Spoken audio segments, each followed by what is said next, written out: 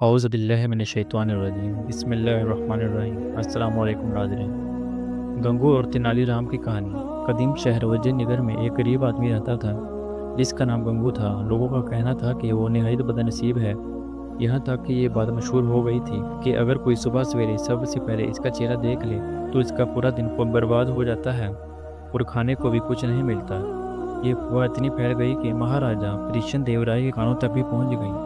बादशाह ने सोचा, अगर ये बात सच है तो ऐसे बदनसीब शख्स को मेरी सल्तनत में रहने की इजाज़त नहीं होनी चाहिए।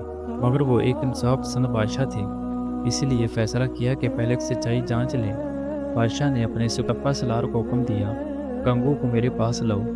एक रात गंगू को इसी कमरे में से सुलाया गया जहां महाराजा आराम फरमाते थे। सुबह जब बादशाह की आंख खुली तो सबसे पहला चेहरा जो इन्होंने देखा वो गंगू का था। कुछ देर बाद एक अहम मामले पर बादशाह को महल से निकलना पड़ा। दिन भर वो इतने मसरूफ रहे कि खाने का मौका भी ना मिला। शाम को भूख से निडाल होकर बादशाह को गंगू याद आया और वो यकीन करने लगा, ये सच है, इसका चेहरा देखना वाकई मनहूस है। गुस्से में इन्होंने हुक्म दिया, गंगू को कल सुबह फांसी दे दी जाए। ये खबर पूरे शहर में फैल गई। जब दाना और हाजिर जवाब तेनालीराम को पता चला तो इन्होंने फौरन मामला समझ लिया। वो गंगू के पास गए। गंगू ने रोते हुए सारी बात सुनाई। तेनालीराम ने इसे तसल्ली दी और कहा, अगर मेरी बात मानोगे तो तुम्हारी जान बच सकती है। गंगू ने पूर्ण हामी भर ली।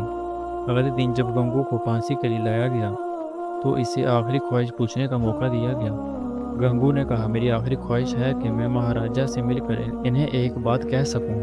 ये बात बादशाह तक पहुंची। महाराजा गंगू के पास आए और बोले, कहो गंगू, क्या कहना चाहते हो। गंगू बोला, महाराजा, इस सल्तनत में एक शख्स मुझसे भी ज़्यादा बदनसीब है। इससे पहले सजा मिलनी चाहिए, फिर मुझे। ये सुनकर बादशाह हैरान रह गया। वो कौन है। गंगू ने कहा, महाराजा, वो शख्स आप खुद हैं। बादशाह गुस्से में बोले, गंगू, तुम जानते हो तुम क्या कह रहे हो। इस पर तुम्हें मज़ीद सज़ा हो सकती है। गंगू ने मुस्कुरा कर कहा, महाराजा, मौत से बड़ी सज़ा कोई नहीं, जो आप मुझे पहले ही दे चुके हैं।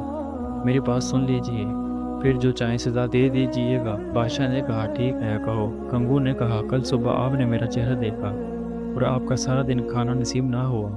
उसी पर आपने मुझे मौत की सज़ा सुना दी। मगर उसी सुबह मैंने भी आपका चेहरा देखा था और उसके नतीजे में मुझे तो सीधा मौत की सज़ा मिल गई। उसी हिसाब से आप मुझसे ज़्यादा बदनसीब हुए।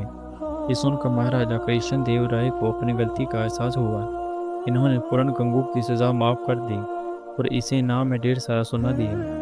फिर तेनालीराम को बुलाकर शुक्रिया अदा किया कि इसने एक बेगुनाह की जान बचाई और बादशाह को एक बड़े गुनाह से बचा लिया।